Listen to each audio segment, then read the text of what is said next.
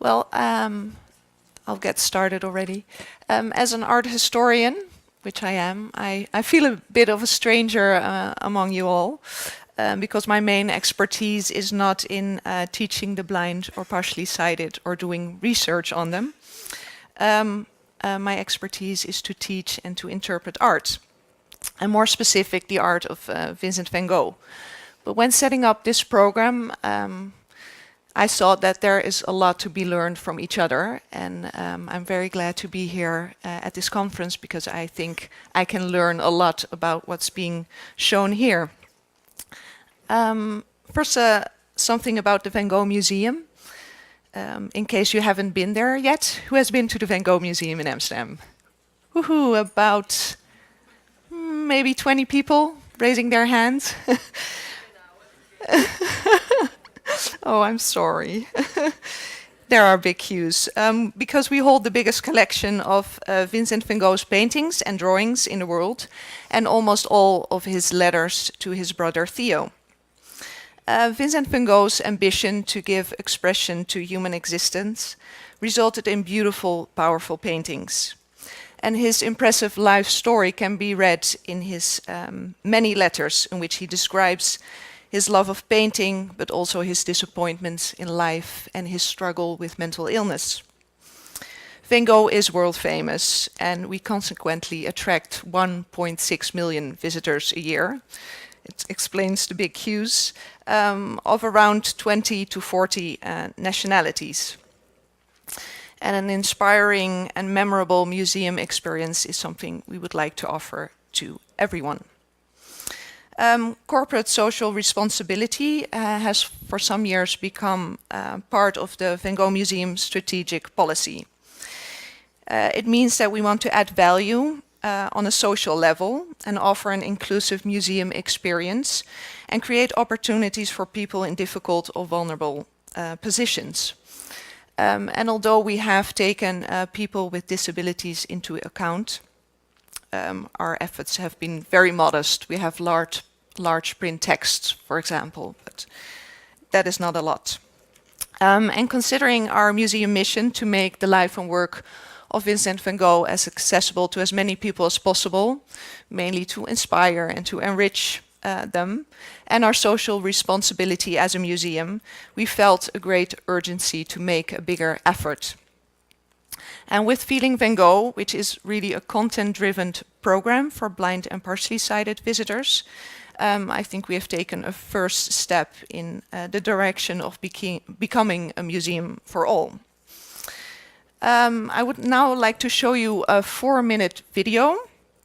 It's a report made by an Italian broadcasting, in which Leroy, he's a boy of 18, and he was blind. He's blind from birth, and he explains how he experiences the program, and more especially the reliefos. And these are our one-on-one 3D reproductions of Van Gogh paintings.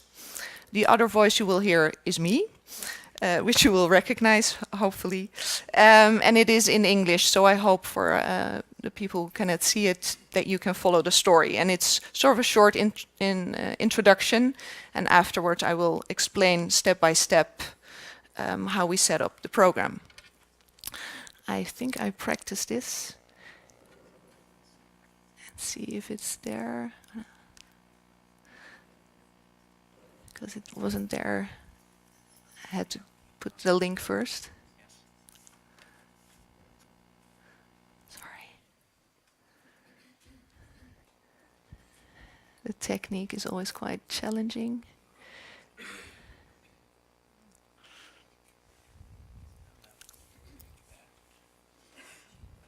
Here?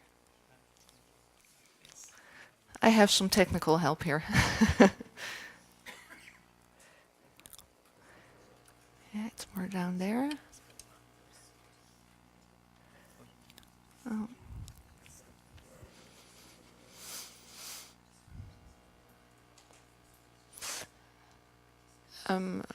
Well, was starting it up for me as a sighted person, it was for me very enlightening how Leroy explains his sense of two-dimensional paintings. When you have a sunflower in your hand, you can feel it's a sunflower, but when you paint it, it's different from the sunflower itself when you touch it and when you've never seen it. So when you paint, you do it another way. It's really amazing for me to feel how Van Gogh is painting and what he does. The Van Gogh Museum really has as a mission to make Van Gogh's art and his story accessible to as many people as possible. And I think as a museum you have a responsibility to look at other groups as well that are not included in art participation or experience. And then together with that idea came this material, the reliefos that we have. It was a special technique developed by Fujifilm and the museum. And for the first time we had paintings that could be touched. So then the program Feeling Van Gogh was born for blind and partially sighted. Really experience how to paint, and that's something amazing for me because now I can really feel how the painter wanted to show something, in which way, which expression, which emotion maybe as well. So I really can participate in enjoying a painting. The feedback we got then was that they really appreciated that the program was set up for them and their sighted friends and family, because a museum visit is something social, and a lot of people with visual impairment have to do things like going to a museum separate. It's difficult to say for me which object is on which place on the painting, because it's so much and it's so close to each other. And when you've never seen something in your life, it's really difficult to say what is where. So where can we find this, where can we find that? So he's touching now a scale model of the bedroom. So this is really clear for me what is where and what it is. And I looked at working together with blind and partially sighted organizations to ask them if they would need maybe other materials. And that's how we came together with a program that has part a guided tour in the museum and a multi-sensory workshop with various materials. These raised images give a really good idea of the composition. So people get more of an idea what's in the picture. There's a tree to the left, there's another tree to the right, and we have trained our educators and guides to help people during the workshop to understand what they are feeling. And of course, what's so characteristic of Van Gogh is his painting technique and the thick brush strokes. Have people feel the canvas he used. So you are telling the story, and in between the participants can feel it. And even the sighted people really like touching things. I can't say that actually, I think, because I think on paintings that emotion is more expressed with color than with the objects that you paint on it. And it's difficult to say that for me, which emotion it is. Everything is so close to each other. But if I have to say something, I think it's dark because everything is close. There's not much space. We have a great story to tell of Van Gogh's life and his art, and you need it all together. So only touching a painting is not enough. We have a great story to tell. We can explain about color, even if you cannot see the color, that Van Gogh used yellow in the sunflowers, that it's bright, that it's light, because it's a happy painting. When I was in high school, somebody showed me some sunflowers, and when I was touching the painting, I didn't know that it were sunflowers, and the person was explaining to me how it was painted and how to compare it with the real sunflowers. That was the first time that I could experience that, and that made it very special because it was the first painting that I could touch. The sunflowers is the one I prefer. Okay, so maybe I'll repeat a lot of things in my talk, but I thought it was really important to have this Leroy, this person who experienced it, to have his testimony included in my talk. Okay.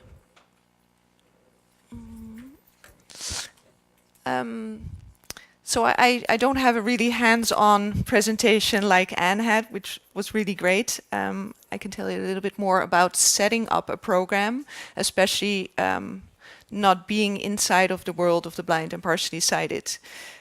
So we set some goals for this program, which was generated by our mission to increase accessibility to visually impaired visitors of Vincent van Gogh's art and his life, and to really reach a new audience and to connect to a group that isn't that familiar with art, and especially paintings.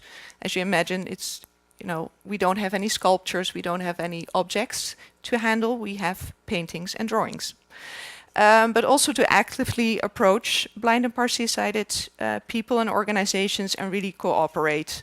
I want to stress that was a key word for me, to cooperate with them.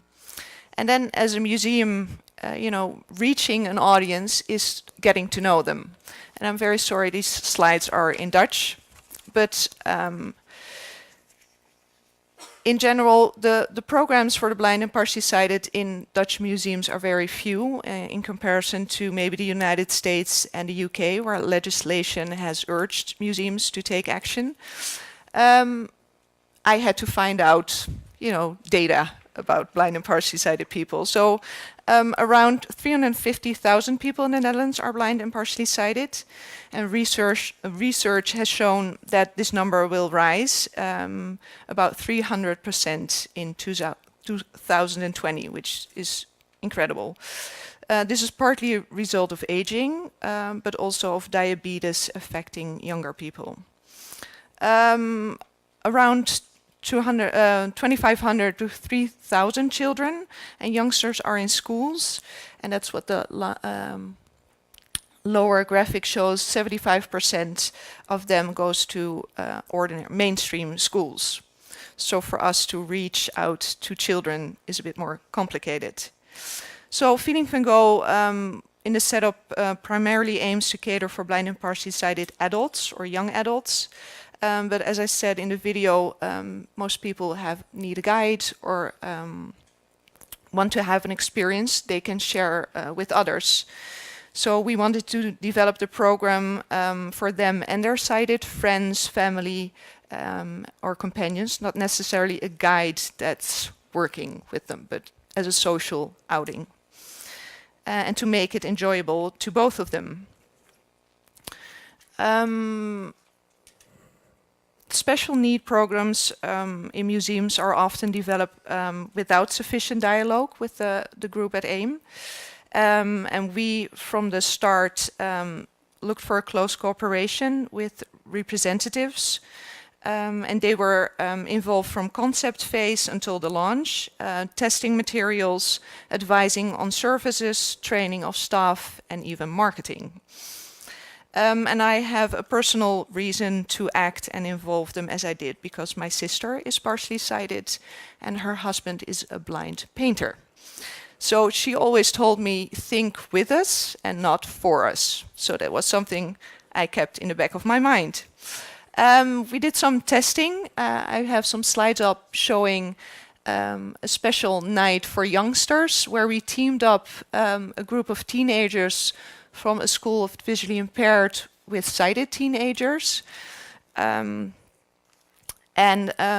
They tested the reliefos and did part of the program. And after some initial shyness, they got along really well and enjoyed each other's company. We did some more extended test sessions with more material, really to look if our setup of objects, smells, what do you do first, what you talked about as well, first a guided tour and then a session or vice versa. And that gave us some really good feedback and tips. One of the tips was to include music, and I thought, why didn't I think of that myself? Stressing that visual impairment really differs so much from individual to individual, so you can never have enough materials or means. And being together with sighted family and friends was a big thumbs up.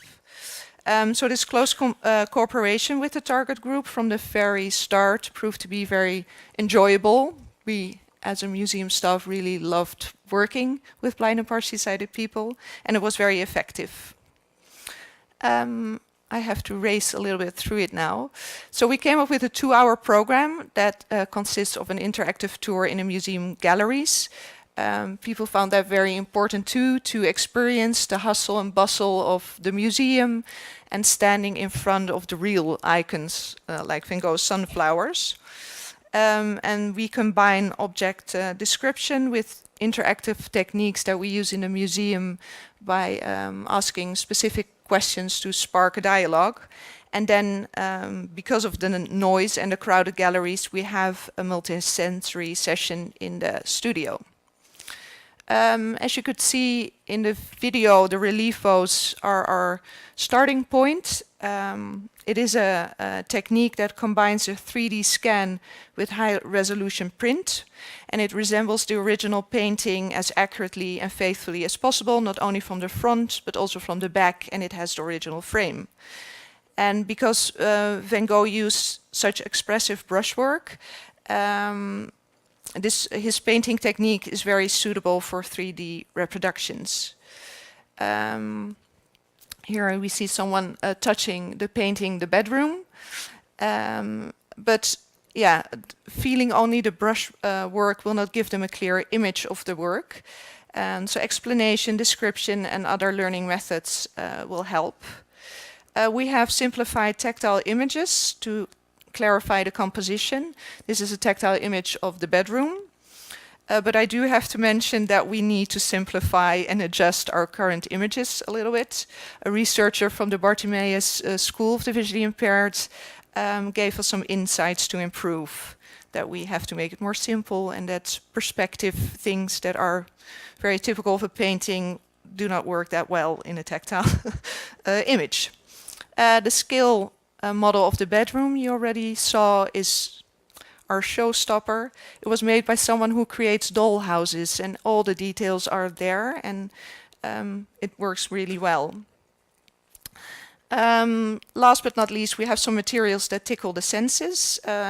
Here you see the landscape of a wheat field, and it has really fresh green colors and a hint of summer rain, so we created the smell of wet grass.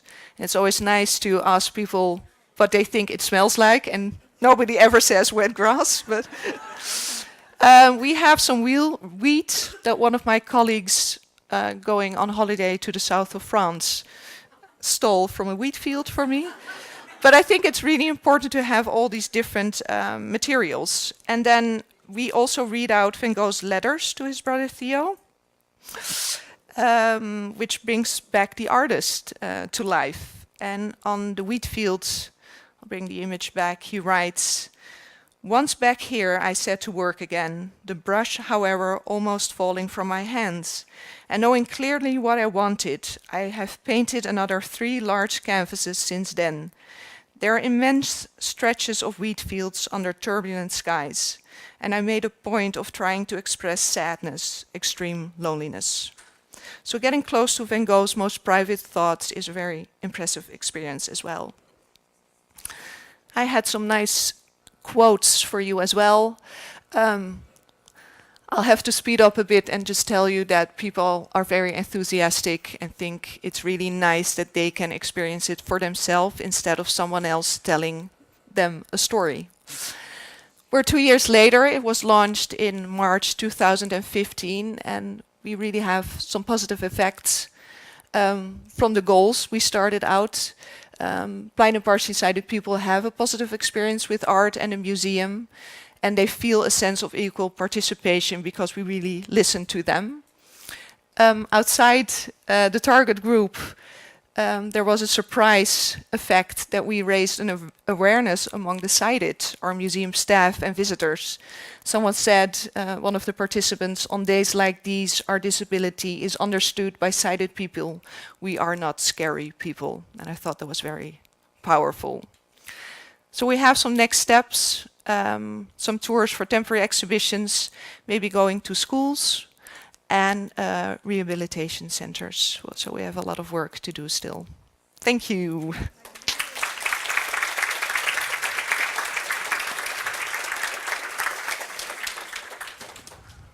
Thank you so much. A blind painter. Yeah. Would you like to tell me some more about it? Shortly, briefly? Well, he has a very special technique with wires. He turned blind at a later age, so he has a feeling of space and color. So he works with wired thread to make the composition on the canvas, and he has a whole range of paint, oil paint with braille on it. And I don't know how he does it, but he makes beautiful paintings. Fantastic. Yes. Do we have time for questions? Yes. Are there any questions from the audience? Yes. If you come from abroad, from Sweden, can you just find these things, all these dollhouses and the tactile paintings? Can you add? No. No, it's a program that we have 8 times, almost every month, and you have to make a reservation for it. But we have a small area. I took a wall that was still empty in the public space of the museum, and we have a wall with one of those replicas of the sunflowers, the real Provence vase it was in, a tactile image and some music. So we have a small area where every visitor that comes can touch and feel, but it's much more extensive on those. So it is basically for Dutch people. No, Or you do can you make, we have group reservations, and we have German and English speaking guides. More questions? Start. Wait. Sorry? Couldn't you have your brother-in-law to put some pictures on Flickr or whatever, so we could see it? Yeah. Well, we have a really nice organization in Holland. It's called Cubus. I worked closely together with them, and they're a special group that's interested, visually impaired people interested in art, and they're mostly artists themselves. So it's KUBES, and my brother-in-law is together with them, is in that group. More questions? No? Okay, this was very interesting, I think. Now, if you could choose, what other artists would you like to make accessible in this manner? Oh, I'm lucky that I work in a museum where there's only one artist. Yes. But I would like Piet Mondriaan, who is an artist that is known, went from real images, let's say, of trees and churches to very abstract drawings, line drawings. And I think that would be really nice, clear story to tell, and a very impressive story, how he went abstract. Yes. Yes. Well, thank you so much. I'm going to give you a small present. Oh, That one. my fika. Thank you. Thank you. Thank you. Thanks.